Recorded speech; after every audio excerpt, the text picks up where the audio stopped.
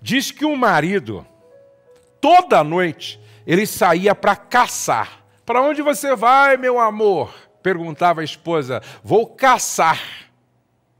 Um dia, a esposa, tudo bem, vai caçar. Aí ele voltava às 11 horas, meia-noite, não é? Voltava para casa depois da caça. Aí um dia, à noite, em vez de ir deitar mais cedo, ela resolveu ir no cabeleireiro.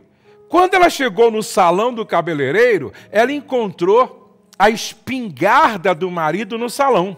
Ela disse, pô, mas ele não sai para caçar? E a espingarda dele aqui, no salão, ela arrumou o cabelo, foi para casa com aquilo na cabeça. Aonde é que meu marido está? Caçando ele não está, porque a espingarda estava no salão. E ela não falou nada, olha aí, não falou nada para ele e ficou matutando aquilo, não é? Aonde é que ele estava? Porque a espingarda estava no salão e ele não estava lá no salão. E ele fala que vai caçar. E ela passa um dia, ela não fala nada, e ela fica assim, e ela começou a observar o andar dele, o sentar dele, a conversa dele, e ele sempre tratando ela com respeito, com consideração, com dignidade, camaradagem, e ele gentil, e ela, pô, mas não é possível, se ele é gente boa, e ele é um cara legal, ele é um marido gente boa, mas aonde é que ele estava? Onde é que ele estava? Porque caçando ele não estava, e ele diz toda noite que vai caçar, mas eu via a espingarda dele lá no salão do cabeleireiro, e ela foi ficando nervosa com aquilo. Ele está me traindo. Com quem será que ele está saindo? Esse cara está me traindo, ele é um safado, ele está me traindo. E aí um dia, não é? Mais uma vez à noite ele saiu para caçar, aí ele voltou, tipo assim, lá para umas meia-noite e meia, ele voltou quietinho, tudo apagado, para não acordar ela. Ele chegou em casa, tomou um banho no outro banheiro lá do outro quarto, não é? Aí colocou o pijama, e aí ele foi quietinho para o quarto, deixou a espingarda atrás da porta, e ele, quando ele estava assim, já assim, deitado e quase que pegando no sono, ela se levantou, pegou a espingarda, apontou para ele, e ele se levantou e disse, que isso, meu amor? Que isso? Pá! Pá! Matou o marido. Seu desgraçado. Nunca mais você me trai. E aí aquela confusão toda, aí chama a polícia, aí ligaram lá para a serralheria onde ele trabalhava, falaram com o patrão, aí o cara, o dono da serralheria também veio, e aí quando ele chega, quando o dono da serralheria, patrão do homem, chegou e olhou para o cara morto, disse, meu Deus, minha senhora, o que houve? Assalto? Ela disse, não. Contou a história para o cara. Ele dizia que ia caçar, mas na verdade acho que ele não ia casar coisa nenhuma, porque um dia eu fui no salão do cabeleireiro e a espingarda dele estava lá e tal. Aí o cara colocou a mão na cabeça e disse, minha senhora, o que a senhora fez? O seu marido, nestes últimos meses, estava indo trabalhar à noite. Ele chegava lá tipo 7, 7h30 e ficava até 11 horas, meia-noite trabalhando, fazendo hora extra, porque o sonho dele era dar uma casa nova para a senhora. O sonho dele era te surpreender com uma nova casa. Ele estava trabalhando e ajuntando dinheiro. E ela disse, meu Deus, ele queria te surpreender. A pergunta que fica é, por que essa tragédia aconteceu? Por falta de diálogo? Por que essa tragédia aconteceu? Por falta de comunicação?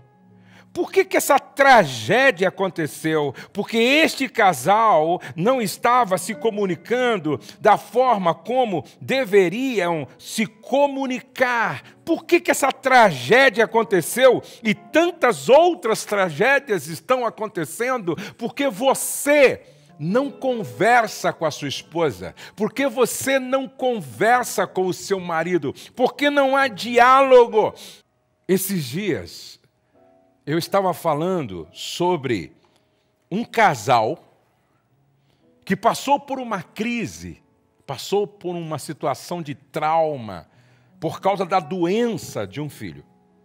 E esse casal disse o seguinte: eu e o meu marido trabalhamos e de repente percebemos que por causa das demandas do nosso trabalho, nós estávamos nos afastando. Então nós decidimos, todos os dias, depois do jantar, ter de 10 a 20 minutos de conversa. Todos os dias, depois do jantar, nós decidimos ter de 10 a 20 minutos de conversa. Então, chegávamos em casa, preparávamos o jantar, sentávamos, e muitas vezes chamávamos as crianças, e aí nós tínhamos ali de 10 a 20 minutos de conversa. Todos os dias, de 10 a 20 minutos, só conversando sobre nós, falando sobre os nossos interesses, o que aconteceu durante o dia, os nossos sonhos, os nossos objetivos. Todos os dias, de 10 a 20 minutos, conversávamos e conversávamos. Quando eles passaram por aquele tempo de deserto, quando o filho teve um problema de saúde muito sério, ficou um tempo longo na UTI, ela disse assim: conversar nesse tempo difícil. Você conversa com o seu cônjuge pelo menos 10 a 20 minutos todos os dias? 10 sinais de perigo no casamento. 10 sinais de perigo no casamento. Você está com papel e caneta aí? Você está com papel e caneta aí? Eu quero que você pegue papel, pegue caneta aí, tá? Abra sua Bíblia em Provérbios, capítulo 31, verso de número 28 a seguir. Levantam-se seus filhos e lhe chamam ditosa. Seu marido a louva. Seu marido a louva, elogia, reconhece, dizendo: muitas mulheres procedem virtuosamente, mas tu a todas sobrepuja. 10 sinais de perigo no casamento. Escute isso, por favor. Muitas vezes o seu casamento está em perigo e você nem sabe. Olha que experiência interessante. Eu e a minha esposa fomos ao ortomolecular, Dr. Aldrin. Um grande abraço para o Dr. Aldrin. Nós fomos ao médico e eu levei minha esposa para fazer o exame, fazer uma consulta, melhor dizendo. Quando eu cheguei lá, ele disse: Pastor Josué, eu quero primeiro consultar o senhor. Eu disse: não, mas não precisa. Ele falou: não. Eu quero consultar primeiro o senhor, aí depois o senhor pode ir para o hotel, porque tem compromisso à noite na igreja, e aí eu vou consultar a sua esposa. Mas primeiro eu quero consultar o senhor. Aí ele começou vendo a minha pressão, medindo a minha pressão. Eu não sabia. E eu estava com a pressão lá em cima. Ele disse: o senhor está com a pressão muito alta. O senhor tem problema? Falei: eu não sei. Ele falou: mas talvez porque você está aqui no consultório e tal, mas amanhã você vai conferir, vai monitorar a sua pressão. Ok. Quando no domingo, eu estava em Cuiabá já, fui medir minha pressão na farmácia, aí então a mulher da farmácia disse assim: o senhor precisa ir para o hospital agora. Eu disse: como assim? Sim, o senhor precisa ir para o hospital agora, porque a sua pressão está muito alta, muito alta. Dali para frente, então, eu comecei a fazer um monitoramento, aí fui para o cardiologista, e aí o doutor Aldrin e o cardiologista me pediram, tipo assim, 24 exames. Com aquela bateria de exames, eu descobri que eu tinha gordura no fígado, que eu tinha uma série de coisas no meu corpo que precisava ser regulada, eu tinha pressão alta já há um bom tempo, sentindo uma dor aqui, não sabia o que era, e aí que eu entendi que era pressão alta. Aí então eu passei por vários exames, acompanhamento do cardiologista, passei a tomar um remédio para então controlar, equilibrar minha pressão, passei a tomar vários suplementos, remédio para eliminar a gordura do rim. Enfim, eu estava com uma série de problemas e não sabia. Quantos casais chegam no nosso congresso de casais e depois que começam a ouvir as ministrações, dizem: meu Deus, nós não sabíamos que tínhamos esses problemas no relacionamento. Nós pensávamos que estávamos bem, mas quantas coisas para ser consertadas. Muitas vezes o seu casamento está em perigo e nem você sabe. Escute isso, por favor. Muitas vezes o seu casamento está correndo um sério perigo e você não sabe. Por isso, hoje, eu quero falar sobre 10 sintomas, 10 sinais. E o primeiro sinal, preste atenção, e o primeiro sinal, escutem, por favor, o primeiro sinal está aqui, ó. Muita crítica e pouco elogio. Muita crítica e pouco elogio. Muitos maridos têm uma facilidade enorme para ver defeito em tudo. Outro dia eu li uma frase assim: quem só procura defeitos, não espere encontrar outra coisa. Quem só procura defeitos, não espere encontrar outra coisa. Nenhum relacionamento é saudável quando o outro só critica. É 90% de críticas e 10%, e olha lá, de elogio. A minha pergunta para você que está me assistindo: na sua família, na sua casa, mais se elogia do que critica ou mais critica do que se elogia? Qual foi o elogio que você fez hoje? O que você viu de bom e ressaltou, e reconheceu, e valorizou? Outro dia alguém disse assim: nós prestamos tanto atenção naquilo que falta, que esquecemos de reconhecer o valor daquilo que nós temos. Há muita coisa boa no outro para a gente reconhecer o valor, a importância.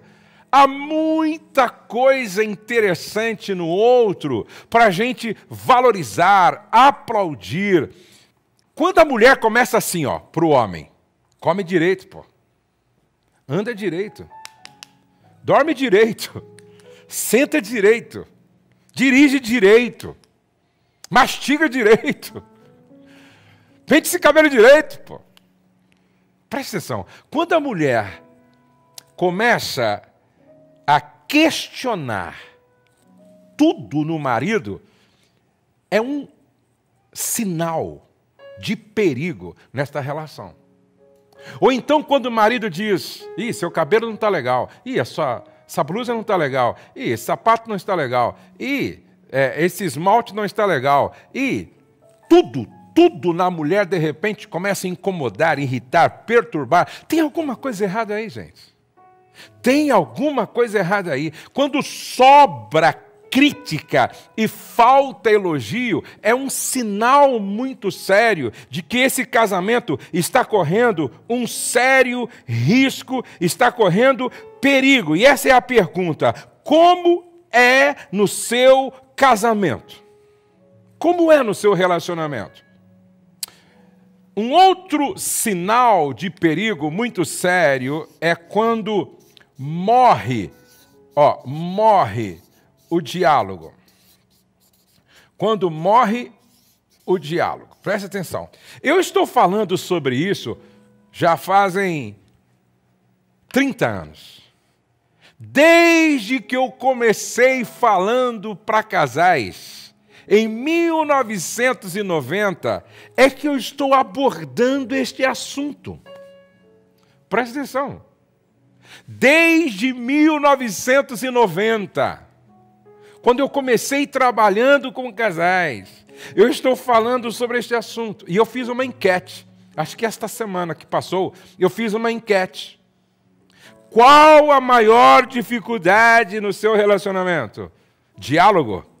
Qual a maior dificuldade na sua família? Comunicação. Qual a maior dificuldade entre você e seu marido? Diálogo. Entre o marido e a esposa, diálogo. Preste atenção que este é um tema tão importante, tão crucial, que os casais deveriam estudar mais sobre isso, conversar mais sobre isso, treinar mais sobre isso. Se ouvir é uma arte, a gente aprende. Se falar é uma arte, a gente aprende. Esse diálogo frequente, diário, alguém disse assim, é um provérbio chinês, se não me falha a memória. Cave o poço antes de ter sede. Cave o poço antes de ter sede. E desenvolver um diálogo saudável, diário, nos prepara para os tempos difíceis da vida. É isso que acontece na sua casa? É isso que acontece no seu relacionamento? Preste atenção. Quando morre o diálogo, aí há um sinal de perigo. Deixa eu repetir o que já falei por diversas vezes. A morte do diálogo é precedida, ou seja, o divórcio sempre é precedido pela morte do diálogo. Terceiro lugar, preste atenção. O terceiro sinal de perigo é quando pequenos motivos, preste atenção, pequenos motivos geram grandes, escute só, grandes conflitos. Pequenos motivos gerando grandes conflitos, tá? Grandes conflitos. Pequenos motivos. Qual foi a última briga que você teve aí na sua casa? Qual foi? Qual foi a última discussão que vocês tiveram? Qual foi a última discussão que vocês tiveram? Por que vocês discutiram? Eu estava assistindo uma série com a minha esposa, e lá na série, eu via a pastora tentando acalmar um casal que iria se casar. E sabe por que eles estavam discutindo? Eles estavam discutindo sobre uma questão dos filhos que eles ainda teriam. Eles estavam brigando por alguma questão relacionada aos filhos que eles iriam ter. Que loucura! Que loucura! Nem casados eles estavam, olha só, nem casados eles estavam, e estavam discutindo, e por incrível que pareça, ela desistiu do casamento. Gente, que loucura! Que loucura! Quantas pessoas estão brigando? Quantos casais estão em um interminável conflito por coisa tão pequena, por coisa tão banal? Geralmente, as grandes confusões que acontecem começam por causa de banalidades, por causa de de banalidades. Querem ver? Estão voltando para casa, de carro, o casal, voltando para casa de carro. Aí ela diz assim, por que você não vai por aqui? Ele diz, porque eu prefiro ir por aqui, mas por aqui é mais perto. Não, eu acho que por aqui é melhor. Não, mas por aqui tem menos lombada, menos farol. Mas eu gosto de ir por aqui. Como você é uma cabeça dura? Como você é um estúpido? Estúpido é você! Daqui a pouco, acaba o que receberam, eles esquecem o que receberam no culto, algo legal que estava preparado para chegar em casa já não acontece mais, os filhos estão atrás, ficam horrorizados, escandalizados. Agora eu pergunto, o que prejudica, o que agrega se ir por aqui ou por aqui? Preste atenção, gente. Preste atenção nisso. Vamos ser um pouquinho mais inteligente. Vamos ser um pouquinho mais maduro. Vamos ter um pouco mais de bom senso. Vamos raciocinar melhor. Que diferença faz ir por aqui ou ir por aqui? Gastar 10 minutos a mais ou 10 minutos a menos. Gente madura não discute e briga por banalidades, por aquilo que não vai alterar absolutamente nada. A minha pergunta é, as suas discussões faz sentido? O porquê que você está discutindo faz sentido? Mulher, raciocine, pensa, faz conta. Homem, raciocine, pensa, faz conta. Há uma frase que a gente incansavelmente repete. Entre ter razão e ser feliz, escolha ser feliz. Entre ter razão e ser feliz, escolha ser feliz. Para de brigar, de arrumar confusão por banalidade, por aquilo que não faz sentido, por aquilo que não tem nada a ver. Por exemplo, tem muitas mulheres me assistindo, na verdade, 65% das pessoas que me seguem são mulheres, não é? E eu quero crer que a maioria da minha audiência aqui hoje são mulheres. Mulher é assim, gente, presta atenção, mulher é assim, ó. A mulher quer 4 sandálias. Uma bege, outra marfim, outra creme e outra palha. Agora, eu faço uma pergunta. Para nós que somos homens, qual a diferença da palha, marfim, bege? Qual é a diferença? Para mim, você vê a diferença, ô Claudivan? É só mulher que explica isso. Olha, o Claudivan, eu e o Claudivan. Você vê alguma diferença, Eric? Não. Ô Maria, você vê diferença? Olha lá, tá vendo? A Maria já vê diferença. Tão novinha já vê diferença, não é? Elisama, você vê alguma diferença? Olha lá, estou falando, coisa de mulher. É coisa de mulher mesmo, entendeu? Agora, veja só, para mim, não tem diferença nenhuma. Palha, bege, marfim, entendeu?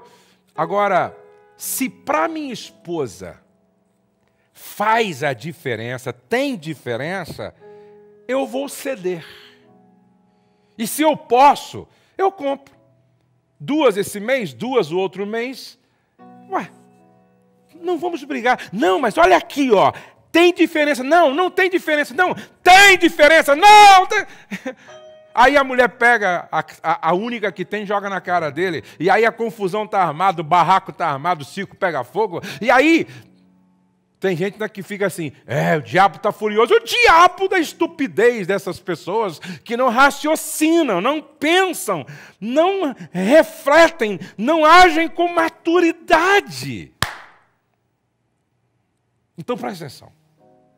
Pequenos motivos não podem gerar grandes conflitos, porque se na sua casa qualquer coisa é motivo para guerra, seu casamento está doente, pô, corre um sério risco de implodir qualquer hora. Vai buscar ajuda, irmã. Se qualquer motivo você explode, vai buscar ajuda terapêutica, pô. Se qualquer motivo você, o circo pega fogo, irmão, você precisa de ajuda, pô. Vai buscar ajuda. Vai buscar ajuda. Busca ajuda mesmo. Em alguns casos, precisa nem é psicólogo, nem coach. Não. Tem casos que é psiquiátrico mesmo. Porque tem gente que perde tanto a cabeça que sai quebrando tudo, pô. Quebra copo, quebra prato, quebra... Aí precisa de ajuda psiquiátrica. Presta atenção. Quando pequenos motivos estão gerando grandes conflitos, sinal de perigo no casamento. Número 4 agora. Número 4, presta atenção. Número 4. Qual é o quarto sinal de perigo no casamento? Isso aqui tem a ver com sexo. Tem a ver com sexo. Entendeu? Pouco sexo. Ou quase nada.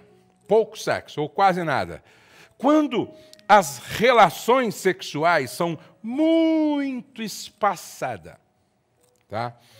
Alguém me perguntou, qual é a frequência ideal? Isso vai de casal para casal. Agora, é claro,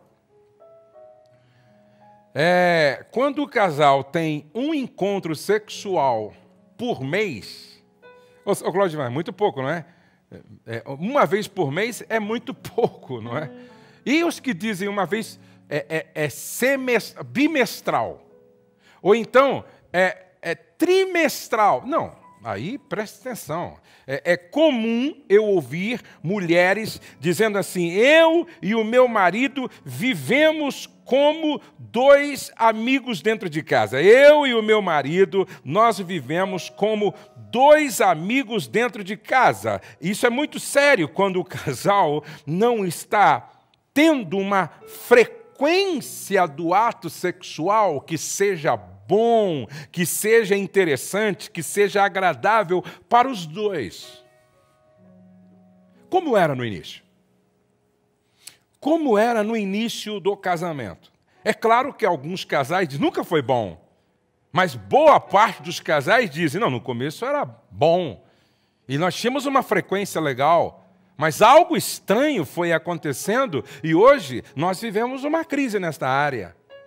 E essa é uma área importante que deve ser discutida, conversada sempre. Então, quando se tem pouco sexo, é um sinal de perigo no casamento.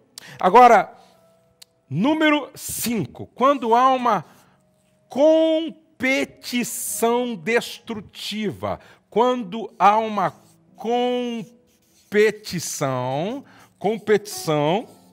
destrutiva. Preste atenção. Destrutiva. Quando há uma competição destrutiva no casamento. Competição destrutiva. Eu gosto do pensamento que diz, o casamento é um jogo aonde ou os dois ganham ou os dois perdem. Vou repetir. O casamento é um jogo aonde ou os dois ganham ou os dois perdem. Não tem como, no casamento, um ganhar e o outro não perder. Preste atenção. No casamento, ou os dois ganham ou os dois perdem.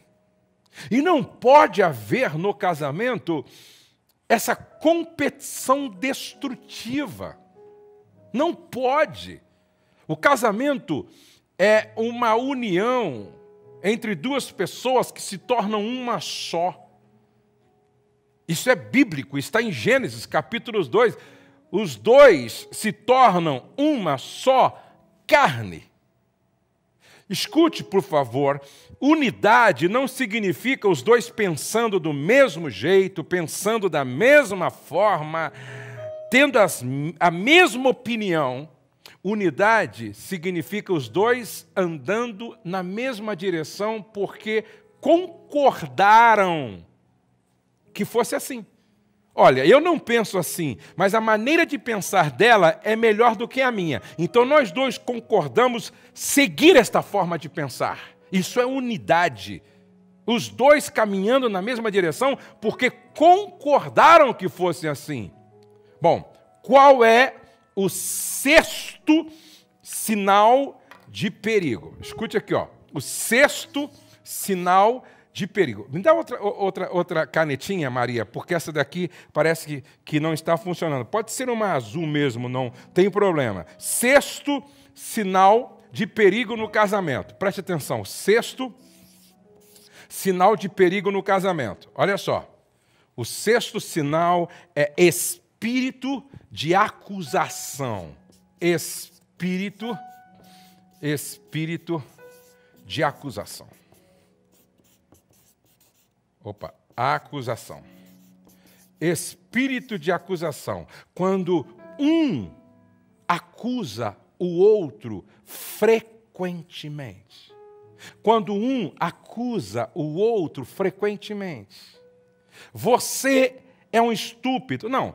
Você que é ignorante. Não. Você é uma mentirosa. Não. Você que é um falsário. Não. Você é um porco. Não. Porco é você. Ou então... Gente, isso vira um inferno. E acusador tem a ver com o diabo. Acusador. O acusador dos irmãos na presença de Deus. Isso é papel de Satanás. Escute, por favor. Não pode ter na relação de casal espírito de acusação. Espírito de acusação. O dedo apontado para o outro de manhã, à tarde, à noite. Um casal que se comporta motivado por esse espírito de acusação constrói o seu próprio inferno na sua casa. Número 7. O sétimo sinal de perigo no casamento é quando se perde, preste atenção, se perde a atração. Se perde a atração pelo cônjuge. A perda da atração. Quando se perde a atração pelo cônjuge.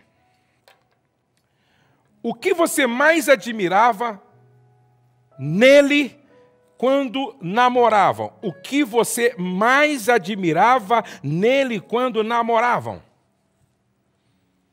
O que você mais admirava nela quando vocês namoravam? O que você mais admirava? O que tem um livro que o título ou tem um texto dentro. Por que escolhi você? Por que escolhi você? O que na minha esposa me atraiu? E o que em mim atraiu ela? E hoje, como estamos? O que te atraiu nele? O que te atraiu nela? E hoje, como vocês estão? Infelizmente, com o passar do tempo, muitos maridos vão perdendo a atração pela esposa e muitas esposas vão perdendo a atração pelo marido. E por que isso acontece? A gente precisa tomar cuidado com a familiaridade. Porque a familiaridade entre um marido e uma esposa pode gerar o desrespeito. Eu preciso continuar sentindo atração pela minha esposa e a minha esposa sentindo atração por mim. E quando é que isso fica comprometido? Quando há um desleixo, quando há um relaxo, quando a gente não se preocupa mais com aquilo que deveríamos estar se preocupando. Mulheres que relaxam não apenas no comportamento, não apenas na atitude, não apenas no falar, mas no se vestir, no se cuidar. Homens que relaxam não apenas no falar, no comportamento, nas atitudes, mas também na forma de se vestir, na forma de cuidar de si mesmo. Infelizmente, algumas pessoas acham que depois que o pastor disse assim, em nome do Pai, do Filho e do Espírito Santo, eu declaro marido e mulher casados. Bom, agora não precisa mais se preocupar com absolutamente nada. Agora não precisa se preocupar com absolutamente nada. Podemos viver de qualquer maneira, se vestir de qualquer maneira, falar de qualquer forma, se portar de qualquer maneira. Eu sempre tenho dito que casamento é um trabalho de conquista que nunca termina. É um trabalho de sedução do cônjuge que nunca termina. A minha esposa precisa continuar me seduzindo e me conquistando, e eu preciso continuar seduzindo-a e conquistando-a. Ninguém está conquistado para sempre. Não! Ele está amarrado, ou ela está amarrada. Não. Ninguém está conquistado para sempre. Ninguém está conquistada para sempre. O relacionamento conjugal é uma constante de conquista do outro. O meu coração está comprometido com a minha esposa, mas ela precisa estar me conquistando como marido sempre, e eu preciso estar conquistando-a como esposa sempre. E a gente não pode se descuidar, a gente não pode relaxar geral, gente. Pelo contrário, a vida vai ficando sem graça, o casamento vai ficando sem graça, o relacionamento vai ficando sem graça. Às vezes eu fico olhando para algumas irmãs assim, que elas relaxam geral. E às vezes eu fico olhando para alguns irmãos assim, que também relaxam geral. Deixa eu perguntar para o maridão que está me assistindo aí. Como é que você se veste? Como é que você se porta? Como é que você se conduz? Sua esposa ainda sente atração por você? Às vezes, eu não sei se eu já disse isso, assim, mas eu acho horroroso, não é? O cara já tem uma barriguinha preponderante. Já tem um excesso de fofura na barriga. Não é? Aí ele coloca aquela bermuda horrorosa e deixa aquela banha cair para fora. Não é? Aí coloca aquela camiseta curta e com a garrafa de Coca-Cola, enchendo a boca de pipoca, e assistindo televisão. A esposa de longe olha para ele assim e fala: Jesus, tende misericórdia de mim. Hein, Claudio? Você já imaginou? A mulher olha assim e fala: meu Deus. Aí ela vai fazer academia, e lá na academia ela vê aqueles rapazes, aqueles senhores, assim, às vezes, até com a mesma idade do marido, não é, com aquela barriga seca, não é? E ela diz assim: meu Deus, me ajuda a chegar em casa, não é? Olhar para o meu marido, que só Jesus na causa. Não estou dizendo que justifica, eu não estou dizendo que justifica esse olhar, às vezes, sendo tentada. Eu estou dizendo que nós não podemos relaxar geral. Eu estou dizendo que a gente precisa se cuidar. Eu estou dizendo que a gente precisa levar a sério o olhar do outro. E quando a sua esposa fala, irmã, ouve. Quando o seu marido fala, irmã, ouve. Outro dia eu estava fazendo uma transmissão no Zoom, e tinha uma irmã, não é, que ela cochilou, e ela colocou o celular assim, ó, ela colocou o celular bem assim, e a irmã também era assim, tinha um excesso de fofura, era um pouco obesa. E ela colocou o celular de uma maneira que ela ficou assim, horrorosa. Horrível. E essa é a visão que o marido dela tem, muitas vezes, dependendo como ela se porta em casa. E a pergunta que fica é, qual é a atração? Qual é a atração que o marido vai ter por uma esposa que é relaxada, displicente, desleixada? Desculpe, eu sei que dói em muitas, mas é para o bem, é para a mudança, é para a correção. Preste atenção, homens e mulheres, a perda de atração é um sinal.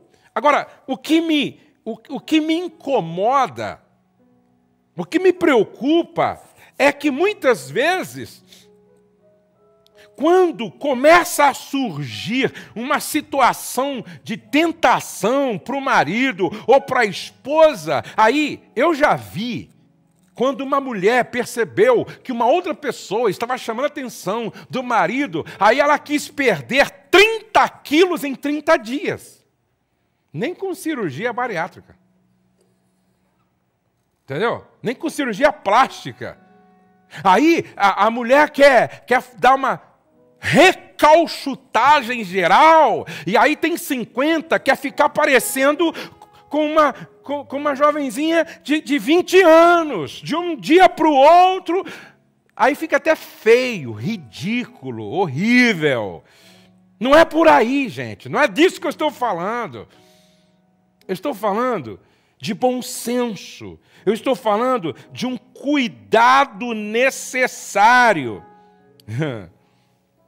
Eu vou pedir para Isabela bloquear, por hora agora, bloquear o chat, porque eu não gostaria que ninguém estivesse conversando agora, ninguém estivesse falando agora. Esse é o momento de prestar atenção, esse é o momento de ficar ligado naquilo que nós estamos tratando aqui, ok? Então, por favor, ninguém escreve agora, não escreve agora não, preste atenção no que eu estou tentando passar para você, porque o propósito é provocar transformação, é provocar mudança, é provocar libertação. Qual é o oitavo sinal de perigo? O oitavo sinal de perigo. Qual é o oitavo sinal de perigo? Preste atenção. O oitavo sinal de perigo. Quando fazer hora extra é melhor do que voltar para casa.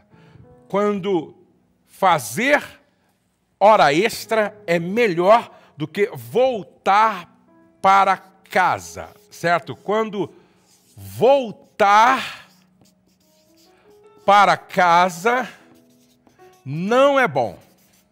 Não é bom. Quando voltar para casa não é bom. Muitas pessoas acham melhor fazer hora extra do que voltar para casa. Eu me lembro uma vez que um homem disse para mim, Pastor Josué, eu fiquei, não sei se 2, 3 dias, dormindo em uma pensão que era horrível em relação à minha casa. A cama era horrível, o banheiro era horrível, o cheiro do quarto era horrível, mas aquele lugar horrível no qual eu fiquei 2 ou 3 dias ainda era melhor do que o clima que eu estava vivendo dentro da minha casa.